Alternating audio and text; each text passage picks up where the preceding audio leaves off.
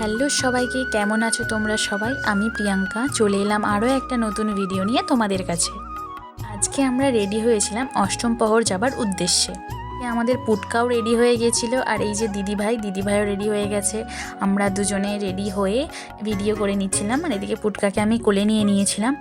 আমাদের সাথে যাচ্ছিল আমাদের পাড়ার একটা কাকিমা, আমাদের শাশুড়ি মাও ছিল, তিনি পিছনে আসছেন। আমরা সবাই মিলে রেডি হয়ে বেরিয়ে পড়েছিলাম অষ্টম প্রহর যাবার উদ্দেশ্যে। অষ্টম প্রহরটা হচ্ছিল আমাদেরই পাশের গ্রাম, মানে গোপীনাথপুর যে গ্রাম, সেই গ্রামে অষ্টম প্রহরটা হচ্ছিল। তারপর আমরা সবাই মিলে সেই অষ্টম প্রহর যেখানে হচ্ছিল সেখানে পৌঁছে যাই। অষ্টম প্রহরে গিয়ে আমি তো প্রথমে অবাক হয়ে যাই, কারণ এত সুন্দরভাবে ডেকোরেশন করা আমি এইভাবে অষ্টম প্রহর কোনো দিনও দেখিনি। আমার কাছে এত বড় অষ্টম প্রহর আমি আমার লাইফে এই প্রথমবার দেখছি। তোমরা হয়তো অনেকেই দেখেছো, বাট আমার লাইফে আমি এই প্রথমবার দেখছি। তোমরা হয়তো বলবে যে বাবা অষ্টম প্রহর দেখেনি, কিন্তু সত্যি এত বড় বা এত সুন্দরভাবে ডেকোরেশন করা অষ্টম প্রহর আমি আগে কোনো দিনও দেখিনি।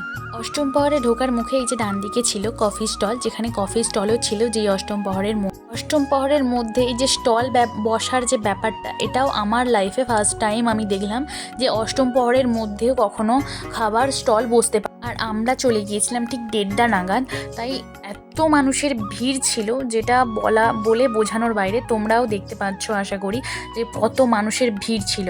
আর এই যে দেখতে পাচ্ছ যে ডেকোরেশনটা আমার এতটাই ভালো লেগেছে যে আমি বলে তোমাদেরকে বোঝাতে পারবো না।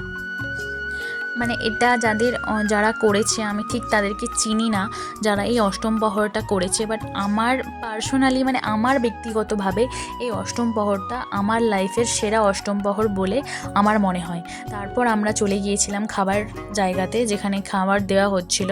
একটা বেঞ্চের মতন করা ছিল, তারপর তাতে প্লেট দিল। প্রথমে জলের বোতলও ছিল সাথে, তারপর ভাত, লেবু, আবার সাথে ঘিও ছিল, আর এর যে চচ্চড়ি দিয়েছে, তারপর বাঁধাকপির তরকারি ছিল, আর সাথে ছিল ডাল। কিন্তু ডাল আমি খাই না, সেজন্য ডাল নিইনি।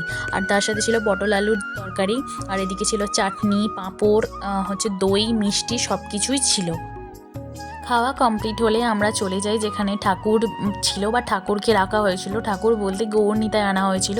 গৌরনিতাই যেখানে ছিল আমরা সেখানে চলে যাই। সেখানেতে আমরা 3 জন মিলে খাওয়া শেষে ওখানে দাঁড়িয়ে দেখছিলাম ওখানেতে কি হচ্ছে। আমাদের কাছে পুটকা ছিল না, কারণ পুটকার দাদু ঠাকুমা নিয়ে চলে গিয়েছিল।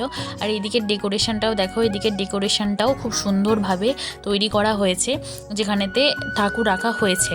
তারপর আমরা চলে যাই কফি স্টলের দিকে। তারপর কফি নিয়ে আমরা চলে যাই বাড়ির দিকে। আর এই ভিডিওটা তোমাদের যদি ভালো লেগে থাকে তোমরা প্লিজ লাইক, শেয়ার, কমেন্ট সব কিছু করে দিও।